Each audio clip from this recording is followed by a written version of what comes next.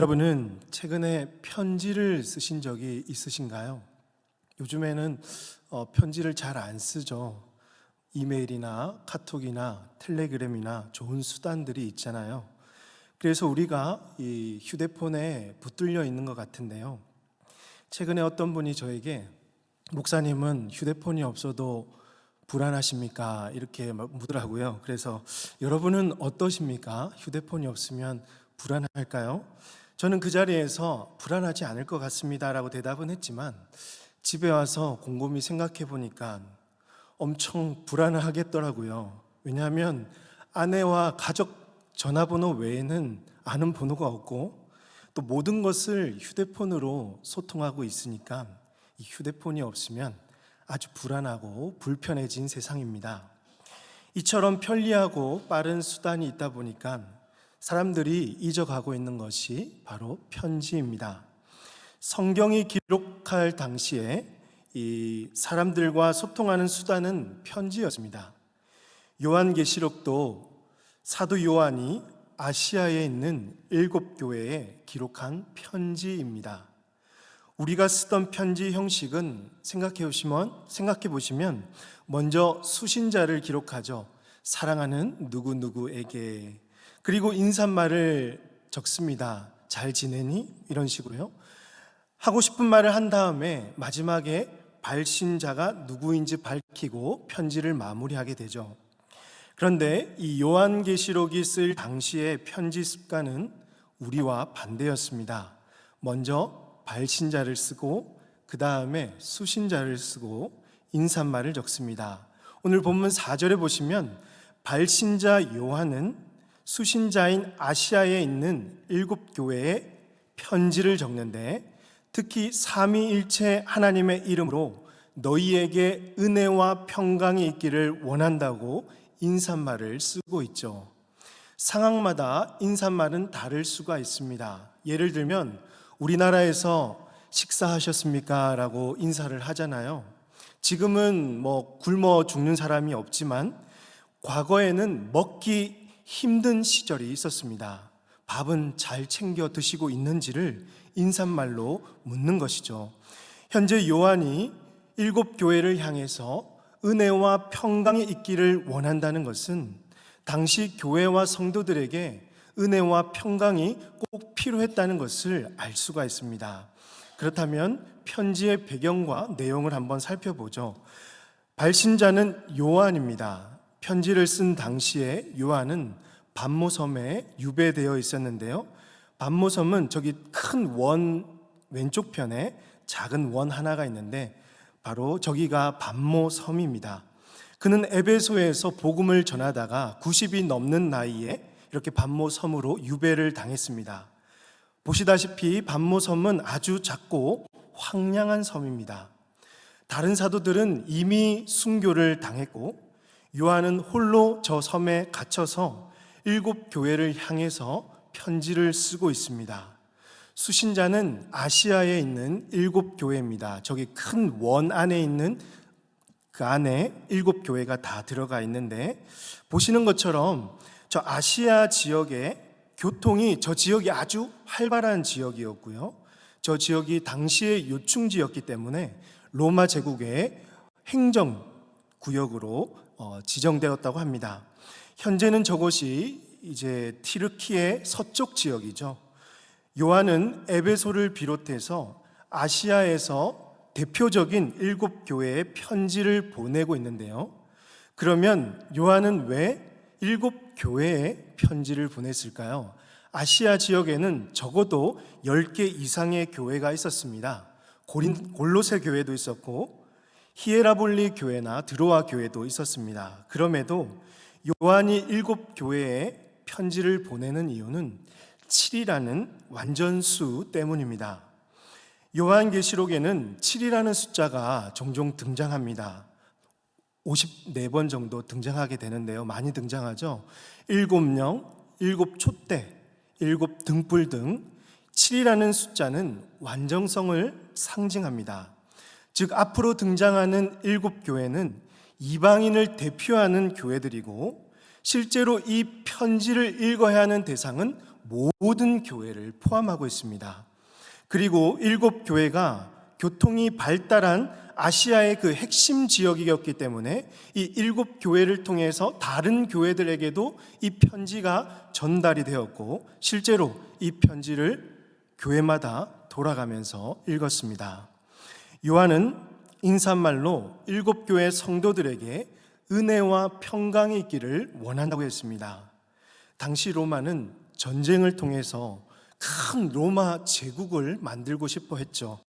유명한 말이 있잖아요. 팍스 로마나 아시죠?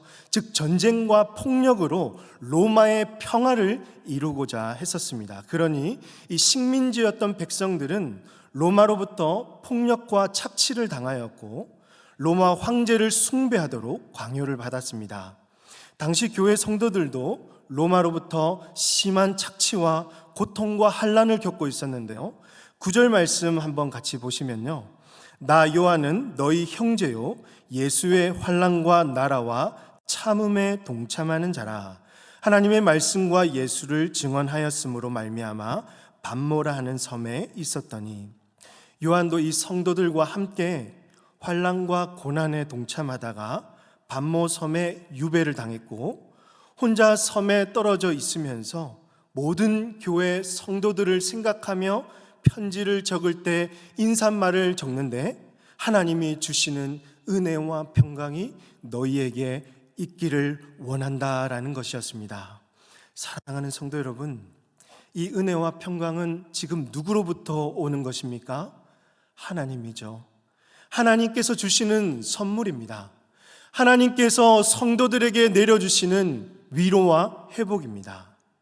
당시 성도들에게 하나님이 주시는 이 위로와 회복이 필수적이었다는 것입니다. 그리고 이 은혜와 평강은요, 오늘 우리 성도들에게도 똑같이 필요합니다. 당시 폭력과 착취를 당하고 우상을 섬기도록 강요받고 고통과 환난을 겪었던 성도들과 오늘 이 시대를 살아가는 사단으로부터 우상을 섬기도록 강요를 받고 있는 우리 성도들, 세상의 유행과 가치관, 흐름에 끌려가면서 고통당하고 있는 성도들의 모습과 전혀 다르지 않다라는 것입니다. 여러분의 삶이 얼마나 불안하고 걱정과 염려가 많은지요. 육체적인 질병으로, 또 매 순간 찾아오는 내가 감당할 수 없는 또 삶의 문제들로 인해서 얼마나 여러분 고단하십니까? 사단은요, 끊임없이 우리를 유혹하고 있습니다. 이 속에서 우리의 신앙을 지키며 예수님의 제자로 살아가는 것이 여간 힘든 일이 아니죠. 그렇기에 사랑하는 성도 여러분, 여러분 안에 은혜와 평강이 있으시기를 주님의 이름으로 축복합니다. 오늘 선포되는 이 말씀을 통해서 예수 그리스도의 복음의 진수를 경험하고 우리를 위로하시고 다시 회복시켜 주시는 은혜와 평강이 저와 여러분의 삶 가운데, 여러분의 심령 가운데 충만하게 임하시기를 주님의 이름으로 축복합니다. 이처럼 은혜와 평강은 하나님이 주시는 것인데요, 요한은 특히 삼위일체 하나님이 주신다고 말씀하고 있습니다. 그런데 눈여겨볼 것은요, 단순하게 성부, 성자, 성령이라고 말을 해도 되는데 지금 이 성부, 성자, 성령을 길게 풀어서 묘사하고 있다는 것이죠.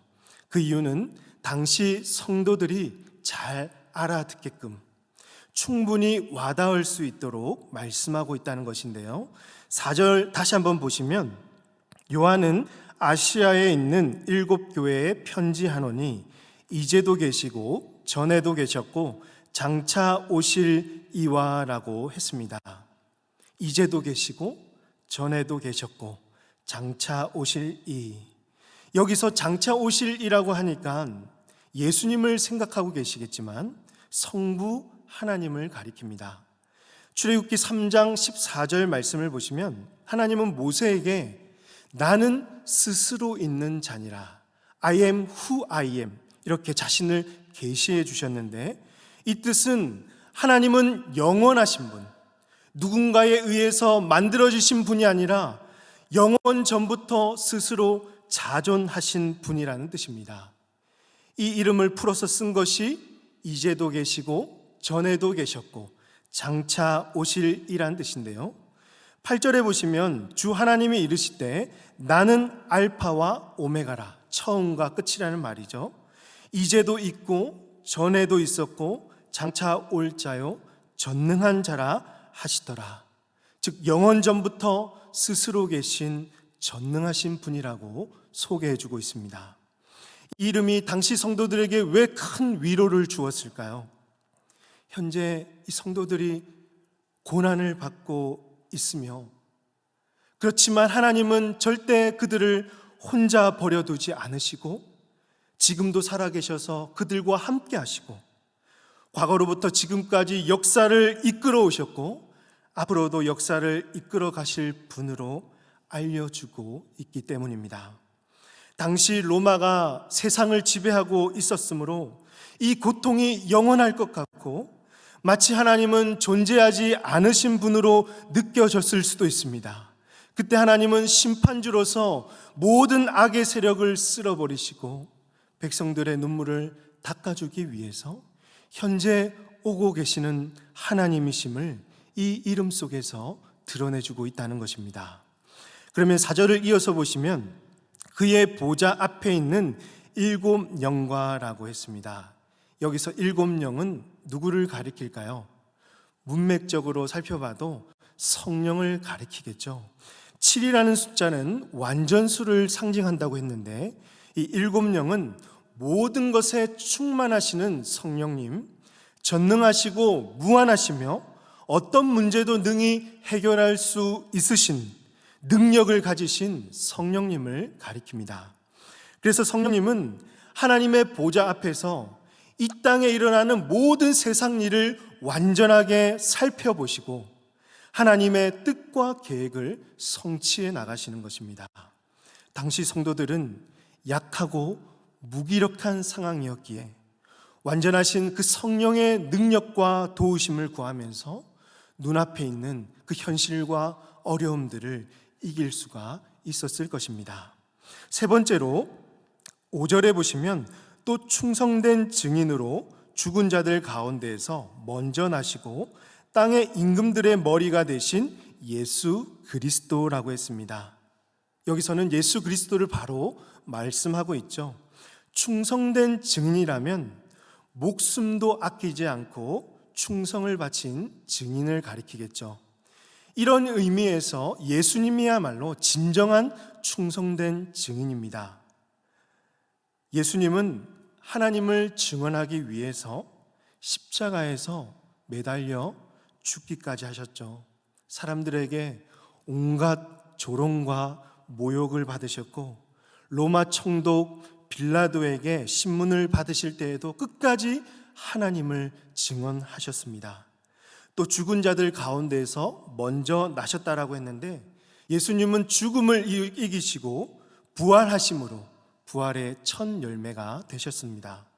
그러니 복음을 위해서 영광스럽게 죽은 자들은 이 땅의 삶이 끝이 아니라 영원한 부활의 소망을 얻을 수가 있는 것입니다. 또한 예수님은 땅의 임금들의 머리가 되십니다. 상당한 군사력과 힘을 가진 로마 황제를 모두가 왕으로 모시고 숭배하고 있지만 예수 그리스도야말로 모든 만물을 다스리는 왕 중의 왕이시라는 뜻입니다. 그래서 빌립보서 2장 10절과 11절 말씀 같이 한번 읽겠습니다. 시작. 하늘에 있는 자들과 땅에 있는 자들과 땅 아래에 있는 자들로 모든 무릎을 예수의 이름에 꿇게 하시고 모든 입으로 예수 그리스도를 주라 시인하여 하나님 아버지께 영광을 돌리게 하셨느니라. 우리 예수님께서 왕 중의 왕이시며 모든 만물을 통치하고 계시는 분이시라고 말씀하고 있죠. 그렇습니다. 삼위일체 하나님은 각자의 위격과 역할이 있으신데 성도들을 위해서 이처럼 충만하게 행하셔서 역사하고 일하고 계십니다. 악을 심판하시는 심판자로, 악과 싸워 이기시는 전능자로, 죽음을 이기시고 부활하셔서 모든 임금들의 머리가 되신 왕으로서 우리 주의 성도들을 위해서 지금도 일하고 있다라는 것입니다. 사랑하는 성도 여러분, 우리가 이것을 믿는다면 무엇이 두렵겠습니까? 이 세상이 무서울까요? 혹시 사단이 우리를 어떻게 할 것 같아서 두려워 떨고 계십니까? 죄와 율법에 얽매여서 죄의 종노릇 하고 있지는 않으십니까? 사랑하는 성도 여러분, 두려움을 떨쳐버리시고 믿음을 가지시길 바랍니다. 우리에게 삼일체 하나님께서 지금도 역사하고 계신다는 것을 믿으시길 바랍니다. 그리고 이 말씀을 여러분 담대하게 선포합시다. 로마서 8장 38절과 39절 말씀입니다. 함께 읽습니다. 시작. 내가 확신하노니 사망이나 생명이나 천사자들이나 권세자들이나 현재일이나 장래일이나 능력이나 높음이나 깊음이나 다른 어떤 피조물이라도 우리를 우리 주 그리스도 예수 안에 있는 하나님의 사랑에서 끊을 수 없으리라. 믿으십니까? 그 누구도 그 어떤 것도 우리를 하나님의 사랑에서 끊을 수가 없습니다. 사랑하는 성도 여러분, 아무것도 두려워하지 마시고 삼위일체 하나님께서 우리를 위해서 다 이루셨고 지금도 역사하고 계시고 앞으로도 모든 것을 완성하실 것을 믿으시며 끝까지 주의 영광 위에 살아가시는 저와 모든 성도님들 다 되시기를 주님의 이름으로 축복합니다. 끝으로 요한은 인사말을 마치자마자 예수님을 향해서 찬송을 드리고 있는데요. 요한계시록은 예수 그리스도의 계시라라고 했습니다. 즉 요한계시록의 중심은 예수님입니다.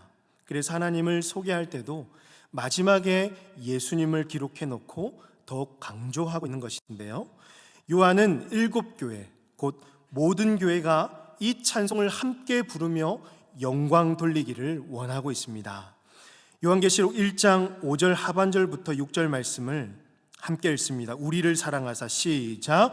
우리를 사랑하사 그의 피로 우리 죄에서 우리를 해방하시고 그의 아버지 하나님을 위하여 우리를 나라와 제사장으로 삼으신 그에게 영광과 능력이 세세토록 있기를 원하노라. 아멘. 여기서 우리를 사랑하사라고 했는데요, 예수님께서 그의 피로 우리를 죄에서 해방하신 이유가 다름이 아닌 우리를 사랑하셨기 때문입니다. 예수님은요, 우리를 사랑하셨기 때문에 그 십자가에서 그의 핏값으로 우리를 속량하셨습니다. 예수님이 이제는 다 이루셨으니까 이 사랑이 멈춘 것일까요? 아니겠죠? 우리를 사랑하사 할 때 이 단어는요, 헬라어 단어는 현재 분사로 사용되고 있는데요, 즉 예수님은 지금도 우리를 항상 사랑하시고 끝까지 사랑하고 계시는 것입니다.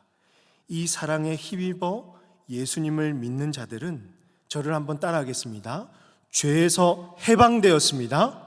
죄에서 해방되었습니다. 한 번 더, 죄에서 해방되었습니다. 죄에서 해방되었습니다. 그렇습니다. 이제 우리는요, 더 이상 죄의 종노릇 하지 않습니다. 생명의 성령의 법에 죄와 사망의 법에서 우리를 해방시켰습니다. 우리는 이제 자유를 얻었고요, 새로운 신분과 새 생명을 얻었습니다. 율법이 우리를 더 이상 정죄할 수가 없다라는 것입니다. 뿐만 아니라 예수님은 저와 여러분을 하나님 아버지를 위하여 나라와 제사장으로 삼으셨습니다. 즉 우리는 제사장으로서 하나님과 늘 가까이 하면서 주님을 예배하고 하나님의 통치 안으로 들어가서 그분의 말씀을 따르면서 다른 사람들을 주님께로 인도하는 축복의 통로로 살아가게 하셨죠. 우리가 살고 있는 나라는 그리스도께서 사랑으로 통치하시는 왕의 나라, 하나님의 나라입니다. 골로새서 1장 13절과 14절 보시면 그가 우리를 흑암의 권세에서 건져내사 그의 사랑의 아들의 나라로 옮기셨으니 그 아들 안에는 우리가 속량 곧 제사함을 얻었도다.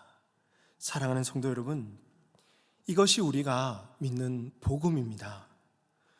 우리는 이미 죄에서 해방되어서 하나님 나라의 시민이 되었어요.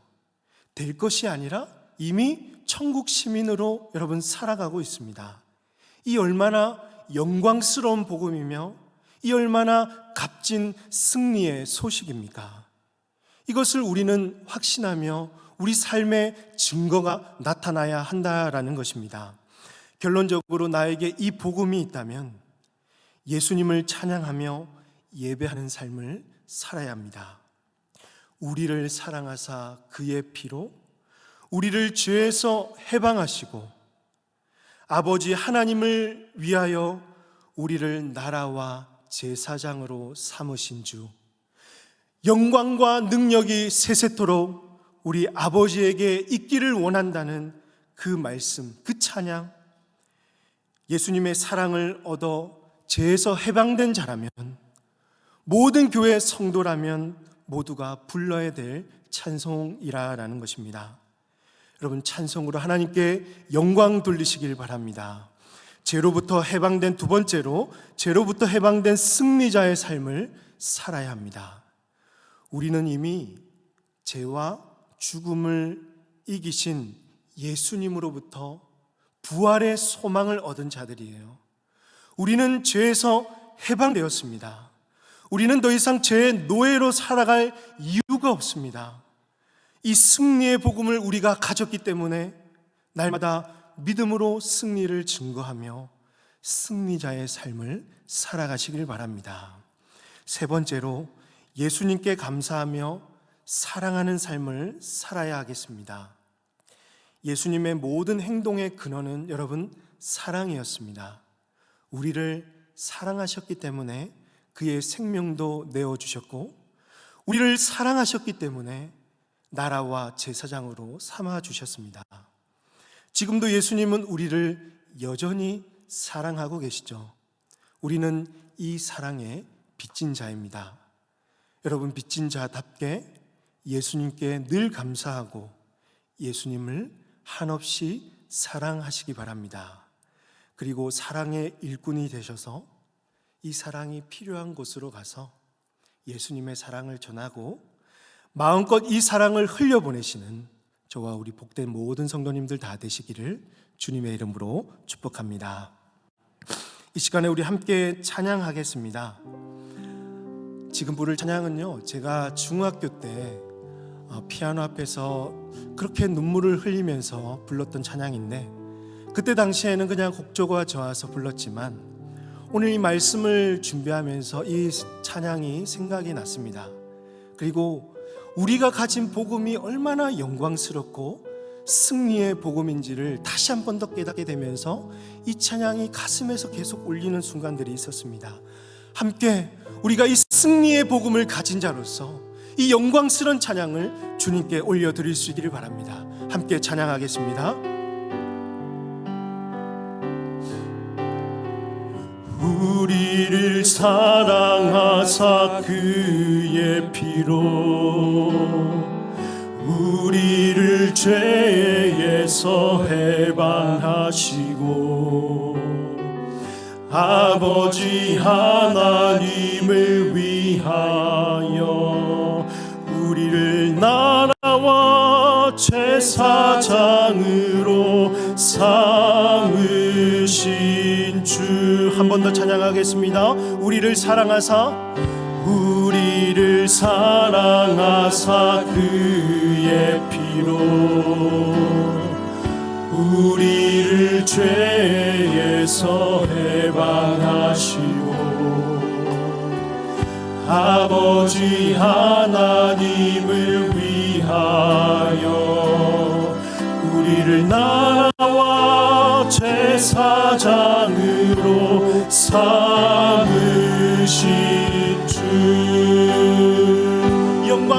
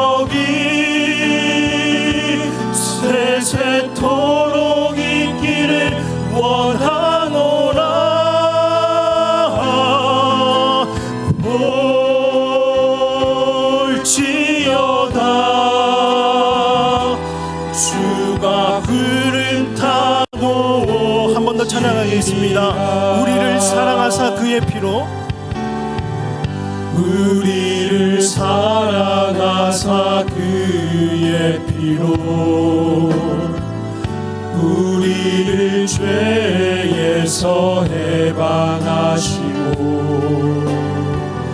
아버지 하나님을 위하여 우리를 나라와 제사장으로 삼으신 주. 함께 선포합시다. 영광과 능력이 세세토록 있기를 원하노라. 영광과 능력이 세세토록 있기를 원하노라. 영광과 능력이 세세토록 있기를 원하노라. 볼지어다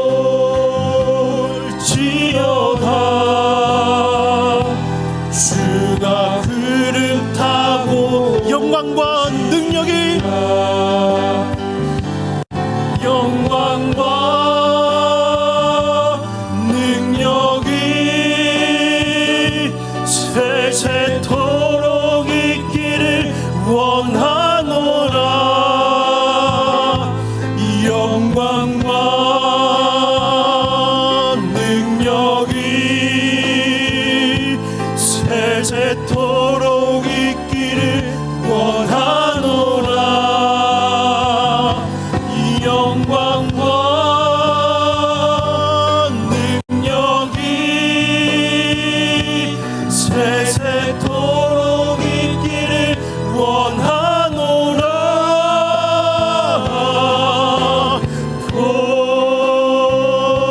볼지어다 주가 그를 타고 오시리라. 우리 시간에 함께 기도하길 원합니다. 여러분, 우리가 가진 복음은 값싼 복음이 아닙니다. 우리가 가진 복음은 주님께서 우리를 사랑하심으로 그의 핏값으로 속량하신 영광스럽고 값진 승리의 복음입니다. 이 복음을 소유한 자들은 그냥 살아갈 수가 없습니다. 우리의 인격과 우리의 모든 삶과 성품이 변화되어 하나님 아버지와 그 나라를 위해서 살아가도록 주님께서 그 길을 걸어가신 것입니다. 그럼에도 불구하고 이 세상에서 살아가기 힘들어 낙심하고 믿음이 연약한 자들에게 오늘 우리 삼위일체 하나님께서 주시는 은혜와 평강이 있기를 원합니다. 삼위의 하나님께서 우리를 위해서 지금도 협력하여 일하고 계시고 그것을 여러분 믿으시며 이 세상의 그 어떤 것도 두려워하지 말고 하나님의 능력으로 세상을 이기는 삶을 살아가게 하옵소서. 내가 믿는 복음이 얼마나 영광스럽고 값진 승리의 복음인 줄 알아서 삶 속에서 예수님을 예배하고 승리자의 삶을 살아가며 참 사랑을 실천하는 우리 복된 하나님의 백성들, 천국 시민들 되게 하여 주시옵소서. 이 시간 주님 한번 외치고 기도하도록 하겠습니다. 주여